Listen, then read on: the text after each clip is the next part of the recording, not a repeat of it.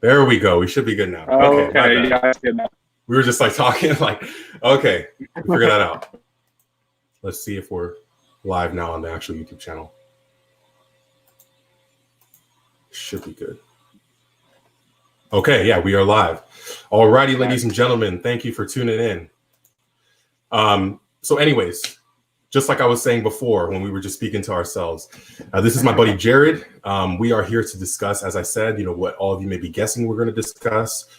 The only thing that you can pretty much see nowadays when you turn on the news or when you go on social media, and that is what's going on with George Floyd and all of these protests / riots, and it's not something I necessarily wanted to even do a video on, but after just seeing all these things, hey Ethan, what's up? I see you there. I just want to we just want to come together and kind of just give our 2 cents on this. So Jared, without further ado, yeah, if you want to just go ahead and introduce yourself real quick, and then we'll get it going. I'm Jared Huber. I'm in Iowa, Israel, so we've been staying in contact pretty closely, especially over the political events like the last year or so. I'm a student at the university and studying political science and mass communication, so I definitely keep up with all the material that's been happening lately, doing a lot of study on my own about it. And in this day and age, there's definitely a lot of things to keep your eye on. So, yeah. Awesome. I'm happy to. Yeah, you sound a little bit grainy, bro. So I don't know if there's any way you can reposition yourself or whatever. But if not, it's not a big deal. But I just thought I'd let you know. Okay. But anyways, yeah. So just to kind of give some quick background, I mean, obviously, I'm sure most of you guys are aware of what's been going on with this situation. You have this video of this guy George Floyd. He's being arrested. Obviously, this cop has his knee on his neck, and I mean, for a long time, in fact. And so the result is that he ends up passing away. And as you've been able to see all over the news, all over the world, this event has caused an incredible amount of just turmoil and havoc and chaos, quite frankly, among the streets of so many cities. And it's just kind of led to a lot of mixed opinions about so many things. And so we're basically just here to kind of give our 2 cents about it all. We kind of want to see what you guys think. We're going to be looking at comments, responding to any of you. But yeah, basically, Jared, I guess I'll just start off with you. What is well, I guess my question is twofold, right? Before we even get to the riots and the protests or whatever you want to call them, what's your actual opinion on the event itself, right? So had there been no protests, had there been no riots, what would you say about what's been going on, like what happened with Floyd and how he was treated? What's your opinion on that? Yeah, well, in the string of different quote unquote police brutality events you've had over the last 10 years or so in America, this was one of the ones that you had the least amount of controversy on what happened. Right, we had video of what happened, and the world seemed pretty united on that. This was an unjust killing, that there was no reason for this to happen, and that the cop in this incident was definitely acted in, if not murder, at least manslaughter. Like, it was pretty united across left circles and right circles about what had happened here. And so I think the actual event itself, we have video of it. It's pretty clear that it was an unjust incident, that if we don't have a lot of evidence one way or the other on the racism aspect of it, but it was clear that this should have never happened, that the cop should be prosecuted for it. And this incident stands out among police brutality incidents of recent memory as one of those ones where everyone was pretty united on it. So that was where we started out at, but we've definitely moved to a different position since then. Excellent, yeah. And before I give my take on it, I just want to kind of clear the air on something as well, because I know that a lot of my subscribers might be watching something like this and think, well, I kind of thought this was an apologetics channel, right? And in a sense, they're right. I mean, apologetics is my thing, and I honestly wasn't planning on even doing a video or a live stream about this, but I had to stop and I had to ask myself. I said, okay, well, what's the point of apologetics? And apologetics is to showcase the truth of Christianity. So then the question is, okay, well, what's the point of Christianity outside of our salvation? And that's the Great Commission, to make disciples, to engage with the culture, and to do these things. And so I don't believe in a Christianity that's in this kind of ivory tower of scholarship where all we do is talk about these big questions and never, I don't want to say get down in the mud, but deal with these issues that may not seem like they're our field, because it's all related to us in some sort of way. And so Great answer. And yeah, you got to have practical implications. Awesome. Yeah, exactly. Yeah. If it doesn't have practical implications, I mean, how powerful is it? What kind of faith is it? And so this isn't an overt political channel, but I think there are some issues, especially when you see, the country the way it is. I mean, Jared, I don't know, man. I want to ask you because, you're 21, I'm 20. I mean, obviously we're not veterans or anything, but I mean, I've never seen it this bad, just in general, not even in 2016. I don't know. What do you think? Have you ever seen it this bad or what? I think the level of domestic division is at its highest it's ever been. Previously, you had a lot of different incidents where we were facing, foreign enemies, and while that's still there, you didn't have that level of domestic division that you do now. Think back to 9/11, when a lot of people consider that to be a really hard time in our history, and it was on a foreign aspect, right? And then now you have a lot of that conflict happening right inside our own borders, and a lot less of it in the world around us. Mm-hmm. And so I think in that arena, it's pretty unprecedented, because you go back to the different events in our past, and when you had a lot of foreign enemies, that prompted unity within the country, right? Domestic unity. And since we're having less conflict on that arena, everything's relatively peaceful right now, except for the Middle East perennial conflicts there, but not a lot of things the United States is involved in. Now we're challenged with internal division, and so in my 21 years, it's probably the worst I've seen in that regard. Yeah, I know many of our, I don't want to say adversaries, but just people who see us internationally are thinking, man, they're eating themselves, they're destroying themselves, and we don't even have to do enough of that work anymore. I just see a comment here real quick from the programmer. Yeah, man, they're still raising the argument. Muslims insist that Rebecca was 3 years old. Apparently that guy was supposed to reply to me. I don't know what the heck was going on with that, but either way, I'm pretty much done with it. Islam Critique is actually supposed to be uploading a video about it today or tomorrow, I think. So definitely check that out on his channel. But it's insane that it's still being insisted upon. But anyways, just to kind of give my take on the actual event. Yeah, I mean, I completely agree with you, bro. When you watch the video, I mean, it's hard to watch, and there's no justifiable reason for the cop to have treated Floyd the way he did. But so I'm glad that he was arrested, and I hope that he faces those charges and that he's thrown in jail, because I mean that's the least that could happen for what he did to Floyd. And so with you there 100%. And so obviously that now leads us to what we're seeing now, because that was relatively speaking, that was a while back, and it seems like I don't know, man, it just seems like it's just become hell on earth now ever since that happened. And so we've been seeing a lot of, and again, I'm even in the title of this video, I put quotes around the word protesters, because whether or not we can even use that label is so up for grabs right now, because I have zero problem with the people who are going out and, peacefully speaking their minds, saying what they feel needs to be said about police brutality and all these things. But at the same time, that entire movement has also been, I honestly just want to say, lost, due to the fact that we see, the things getting the coverage now being the riots and the looting and all of these things. And so what I want to do is get your opinion on, I want to get your opinion on the riots and all these things, but do you feel that there deserves to be a distinction made between these groups who are out peacefully protesting versus those, who are just destroying all these things? Or do you think they should all just be lumped into one bucket? What's your take on that? I think you have to distinguish them, because if you don't, I mean, any sort of protests is going to be immediately hijacked by a subset of people, right, that disagree with the protest potentially, but are going to come in there and going to take it over. And if you don't distinguish that, then you kind of have the end of effective protests in America as we know it. Yeah. And so we've seen that happen in a lot of different instances with the riots going on now, that you have this group of people, whatever their ideological position is, they're coming in there and they're taking over these riots and taking over these protests, right, and causing the riots. Because in some cities you have seen protests where there wasn't violence involved or rioting, but most cities, they have been taken over by far left groups, and some people are claiming by far right groups, although there's more dubious evidence on that side of things. Yeah. So I think if you don't distinguish them, you're not going to have nearly as much ability in the future for anybody to protest effectively, because people are going to know that as soon as you go in there and cause the problems, you're not going to the voice of the peaceable protesters is going to get drowned out.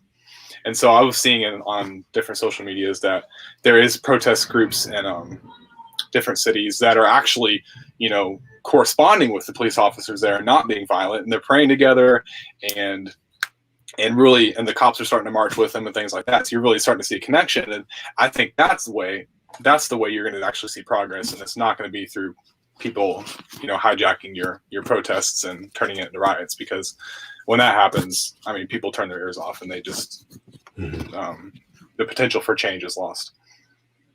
Yeah, no, yeah. I mean, dude, again, you hit the nail on the head there, because, to those people who are out there peacefully, I commend them, because, now they're finally engaging in that civic duty. They're making their voices heard. They're not being afraid to finally engage themselves in the political process. And, if they disagree on something, or whether they agree or disagree, at least they're involved, and at least they can, hopefully be informed and not be guided by misinformation. So I'm completely with you there. But now, to kind of get to the meat of this, I want to get your opinion on a lot of these apologists, in a different sense of the word, on social media, who are essentially, kind of going around and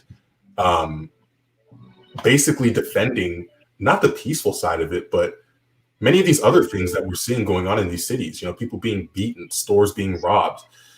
Before I get your take on that, I actually want to show you guys a video real quick that happened last night. Last night was Saturday. It was a very crazy night with all of the riots, because, people were off work. They could have been out now. They didn't have a job to, be obligated to at night. And I mean, it was insane.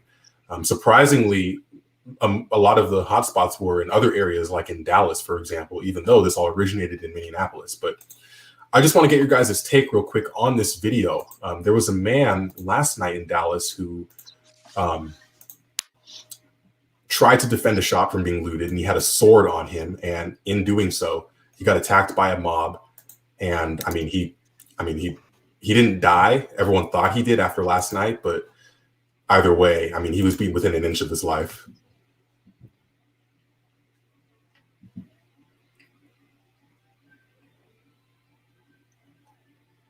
That's him there on the floor. My goodness. Wow.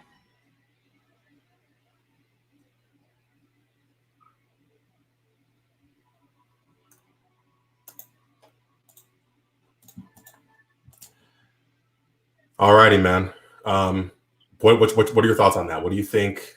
How do you feel about what you just saw there?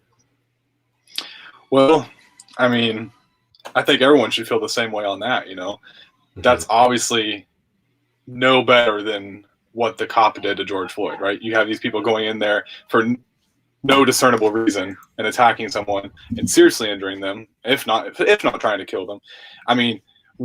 How does that want anyone to cause change to happen in the police community and the race relations in this country? That doesn't solve any problems. You just have some guy, being physically hurt, and it seeks to divide the country even more, and that guy's the collateral damage from it. I completely agree, man. I completely agree.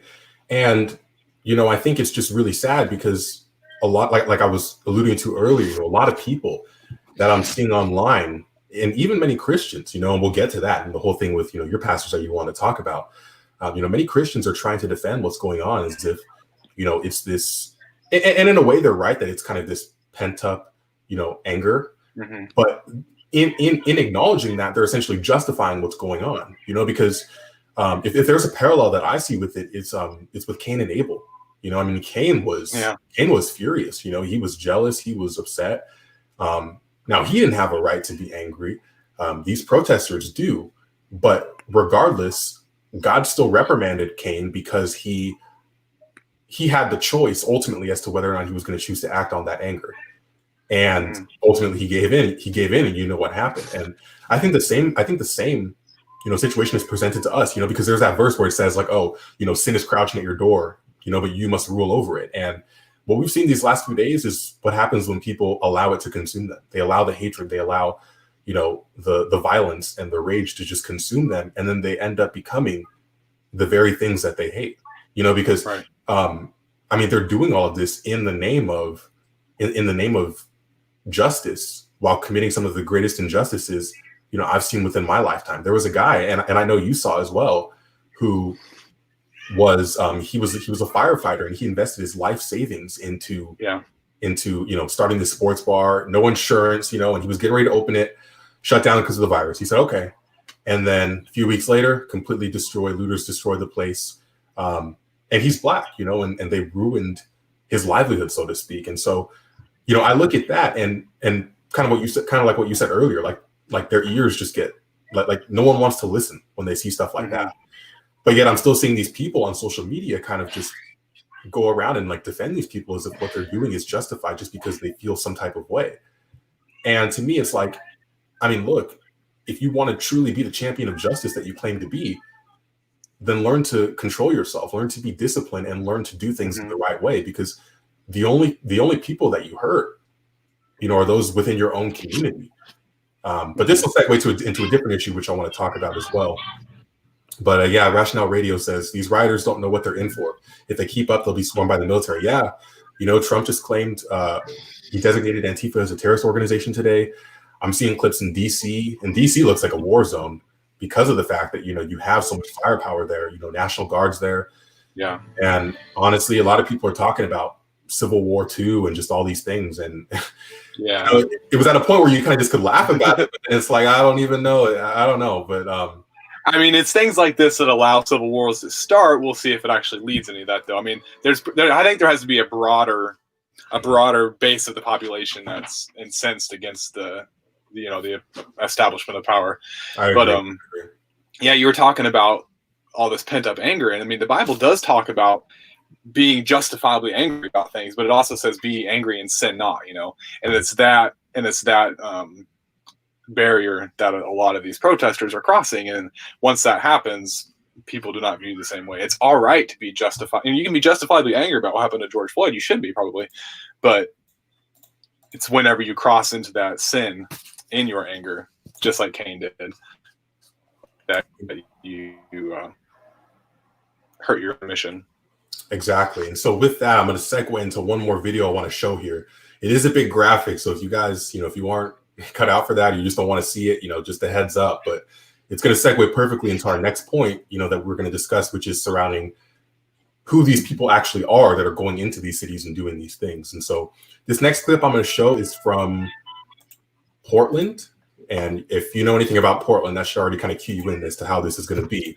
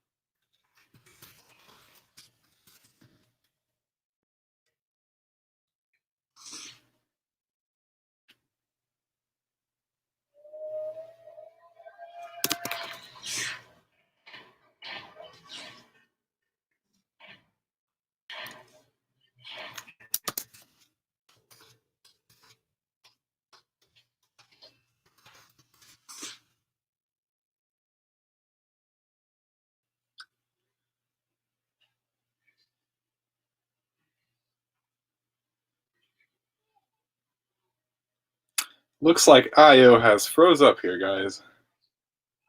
We're still waiting on him to come back online here.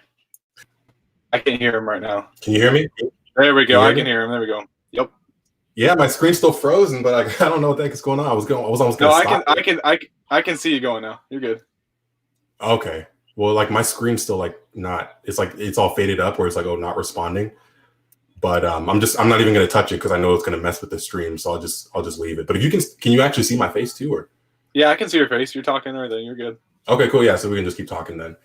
But the clip I was going to show was in Portland, and there's this dude. He gets knocked to the ground, and I mean, he takes a full-blown kick to the head, you know, and he's Wow. bleeding like crazy. And in the video, I think this is where you can see this clearly, because there's another video as well from Portland where this guy has an American flag, and I mean, he's just surrounded by those in black, you know, and that's going to segue us into who we're really dealing with here. And so, you know, I think the elephant in the room that we have to address is that, you know, are these people that we see in many of these cities even from, you know, many of these cities, like where they're causing all this damage and destroying these communities? Or what do you think about that, man? I think so. We had like what the police chief of St. Paul or the mayor of St. Paul saying a couple days ago that everybody coming into the city and being arrested was actually from outside of Minneapolis, St. Paul area. And he later walked back that statement and said that they did have some local people. So I imagine it's probably a combination. I mean, a lot of people arrested in the Minneapolis area were from as far away as like Florida or New York. And so you're definitely going to have those people that just want to get in on the action, so to speak, and you know, have their share of the looting and the rioting that are going to come in and try and get involved with that. I would hesitate to put a number on how many people are doing that. I imagine it's probably, you know, an 80-20%, where 80% are local, 20% are from out of state that's happening. But I mean, obviously it's going to vary by area, but it does speak to a larger desire by some people to just cause dissent and turmoil whenever they're coming into other cities just to get involved with the rioting and the looting. Yeah, exactly. And, you know, with that being said, do you feel like it's just kind of for like those small time looting gigs, or do you feel like people have kind of, you know, bigger plans in mind when they're instigating things like this? So like do you think they're just kind of looking like in the here and now, like, oh, I want to, you know, steal a PlayStation or something from Target? Or do you think they're thinking much later down the line and like how they can possibly use this to like affect the country? Well, there's going to be some people who just want to get a PlayStation, you know, obviously, but I think I think by and large you're probably having people who want to see longer term destabilization. I mean, Antifa themselves are almost an anarchist group, right? They claim to be merely politically against, you know, fascism, which is fine, but their actual real life action looks nothing like that. It looks a lot more like fascism themselves. And so groups like that are coming in, or people like that are coming in. Yeah, they definitely seek a longer term destabilization and division, and they hope to, you know, gain some share of power out of that, you know, because once you have that, the establishment or the breakup of you know, the order that exists, you're going to have groups like Antifa or other, you know, destabilizing groups that try and seize their share of power. You saw that happen in Hitler's Germany, right? Whenever you had the Weimar Republic breaking down, Hitler's radical group came in there and was able to, you know, capitalize on that destabilization and get their share of power. So, and there's definitely some longer term strategizing going on there. I feel like I'm in class right now listening to you. Yeah, but that's very true. Yeah, I mean that's incredibly true, and you know that speaks to like a lot of different things I've been seeing. It might have been Texas, it might have been Dallas. A couple nights ago or last night, there was a video of some protesters who, you know, were out there and they literally just saw a pile of bricks, you know, just sitting there in front of, oddly enough, the courthouse, which is a federal building. You know, and so there was no construction going on within the area, just a pile of bricks sitting there. And the protesters themselves who were out there with their masks on said, like, hey, we know what you're trying to do here. We know you're trying to set us up, because the second you have these protesters, I mean, it's one thing to do it to a business, which is bad enough, right? But now if you have them, I mean, they put them right in there in front of the federal building, like bait, you know, and if they were to give into that, if they were to do that, I mean, who knows what it would trigger in terms of the governmental response. And I mean, it's just insane. So you see that. I saw another video just before hopping on the stream with you in Portland, I think, where again there was a pile of bricks just sitting there, and you know, a lot of people are just wondering like because that takes a lot of manpower. That takes and they're organized, they're set up all perfectly, and it's like, you know, who's instigating this for these groups to be able to, you know, have more of these resources at their disposal to come out and just, you know, attack their community essentially.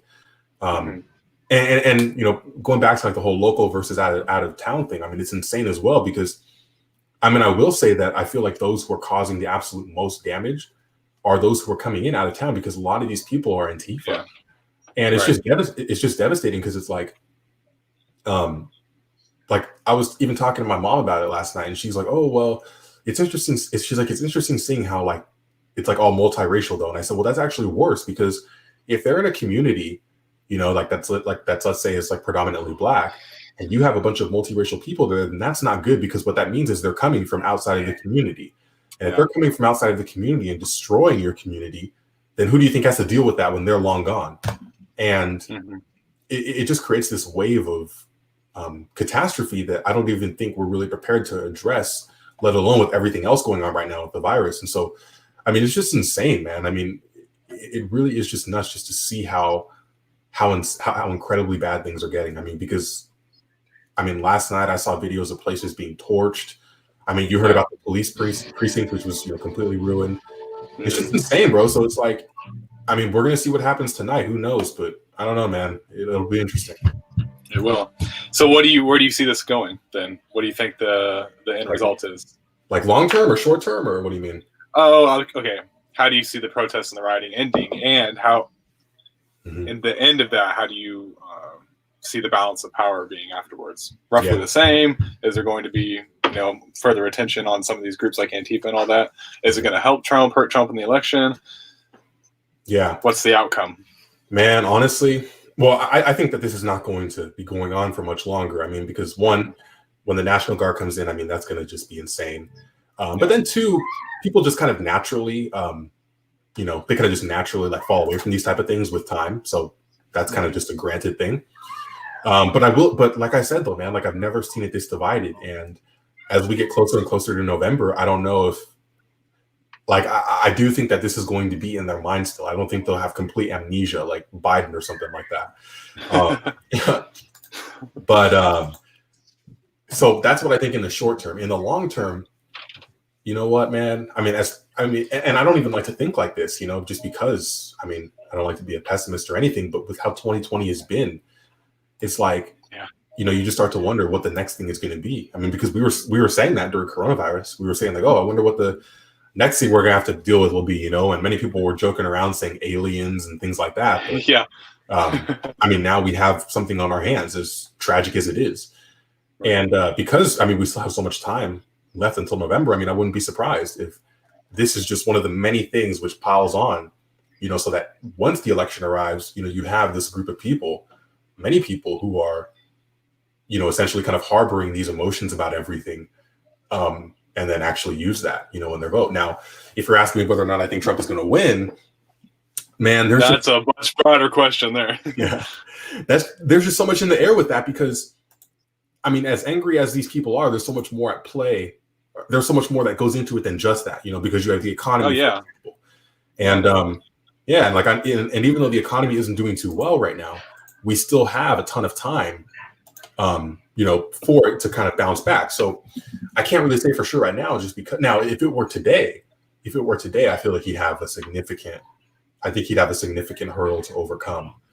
But at the same time, when you think about the opponents, you know, I mean, Joe Biden, I mean, what's he honestly going to do? This isn't even like a Democrat or Republican thing. It's just the guy's not there, you know? And so I think it really just becomes this kind of like, if Trump ends up being defeated, I think it'll only have been due to negative partisanship, meaning they're not looking at Biden and saying like, oh, he's a great candidate. They're just looking at Trump and saying, we don't want him, if that makes sense.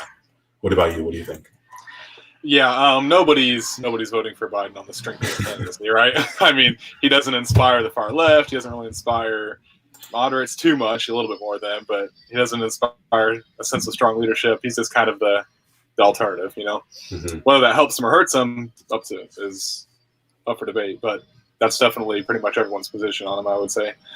For the short term on the riots and things, I see it probably in the next week or so dying down, depending on the National Guard's level of involvement. It is another, you know, seam ripped in division, right? Another stitch ripped out of the fabric of America as far as the ripping us apart, and that's just going to keep proceeding with, you know, the next one thing and the next thing, whatever that'll be. But it's another symptom of a larger problem that's going on here, and so I think that is obviously going to remain far into the future, barring some sort of, you know, uniting event, whatever that may be, which is hard to imagine what that would be now. But yeah, that's a great point, man. That's a great point. And so, yeah, man, I mean, it's just, with all that being said, you know, I think we've kind of clearly laid out how we feel about it, you know, but I think the question now is, you know, what do you think what do you think like the Christian response should be? You know, because we've just seen a mix. You know, and I've seen a lot of people who are, I mean, it's almost like they're afraid to call this out because they're worried that if they say something, they're going to be labeled as racist or something like that. Like, what do you think about that? Yeah. And how do you think, you know, as a Christian, or we as Christians, you know, we should be responding to all of this? Yeah, well, I think it's pretty easy from whatever worldview you're in to obviously condemn what happened to George Floyd and say that that is potentially a indication of a broader problem you have in American, you know, law enforcement. But so the Christian response to that should be pretty united. As far as the riots and everything, you know, it's interesting because the Bible does talk a lot about, you know, doing our part to support the cause of justice and support the, you know, the people, the oppressed people. Now, there's a lot of debate about how much oppression is actually occurring in America, but you can point to a larger string of happenings in law enforcement and say perhaps there is some level of oppression there. And I think that has to be condemned, right? Now, the response to that that's happening so far, I think the Christian world should do their part to, you know, support the peaceful protests, right? We saw a lot of that happening, you know, when Martin Luther King Jr., there was a lot of varying opinions on what the Christian response should be to that. And looking back on it, it's pretty clear that the way he approached it was the correct way, and that should have been backed up with a lot of support by people then as well. Christians do have a history of, you know, standing up for oppressed peoples. You know, most of the abolitionists during the Civil War were very strong Christians, and they used their abolitionist philosophy. The basis of that was Christianity, and so Christian response to it now, I feel like, should definitely be to condemn any sort of racism wherever we see it, but also condemn injustice in any form. Right. That's well said. Whether that's George Floyd, whether that's the riot tearing up the city, obviously that's not a just action or a just response. So you got to condemn injustice no matter who it's coming from, no matter who the victim is, because if Christianity doesn't remain principled, what is it? Exactly. That's a great point, man. And I feel like, you know, a lot of these people have to be more unashamed in you know, proclaiming that truth, because it's very easy to, especially with Christianity, you know, because of the fact there's so much emphasis on, you know, God's love and all these things and like being accepting of other people. It's like we just get this kind of, it's like we're evangelifish, you know, where we have no spine and we're not afraid to call out exactly what was right in front of us. Yeah. And it doesn't have to be that. I mean, if a Christian thinks like that, they have to bring Matthew 23 to me and reconcile that with me, because you have Jesus literally like giving the worst of these rebukes to these Pharisees and to these people who are essentially, you know, leading, you know, the flock into peril. And, you know, you can be nice about it. You can be sincere about it, but you can also be stern and you can be bold in what you say, because if they know you as a Christian as one who just, you know, kind of bends and breaks the second the majority hold an opinion, then are you really, you know, are you living for what, you know, God says you should stand up for, or are you just kind of just appealing to what the masses say? Like, you know, you're just swapping out one master for another. And it kind of puts you in like this really weird box. So no one respects the pushover. Yeah, man, it's crazy. So, other than that, man, I mean, those are kind of the general points I wanted to make about it. You know, you gave some great explanations. My screen is still frozen here, so I don't know what I'm going to do about that. But is there anything else you kind of wanted to touch upon, or anything like you kind of just wanted to get off your chest? Because, you know, people are watching now, and, you know, they'll see it going forward too. So it's up to you, bro. Yeah. Well, going back to keeping the principles in Christianity, right? You have a lot of people, you know, trying to bend to the different cultural forces of the day within Christianity. And I just can't help but be reminded of the story, you know, the two different houses, right? One on sand, one on a good foundation. And if your house is constantly moving with whatever the latest cultural force is, right, you're literally on sand, because culture is constantly changing. People's opinions on what is right and what is wrong, unfortunately, are constantly changing. And if you're always going to be ebbing and flowing, right, with that tide, you are never going to be able to build a strong house of faith, right? You're never going to be able to live out your life on a daily basis in a principled, consistent way. Instead, Christians have to be refocusing on building their faith, right, on the rough foundation of the rock, where these things are true throughout time, they're true throughout history because we find them in the Bible, and culture rather has to be explained through that foundation instead of explaining our faith through the culture. Amen. And so, yeah, that's one of the things that you have to stay strong with in Christianity, and it's hard because you do want to try and be relevant to the culture at the same time, but the line between being relevant and instead putting your foundation in the culture is a very fine one, and one that has to be distinguished. Unfortunately, a lot of Christians aren't doing very well in distinguishing that line anymore.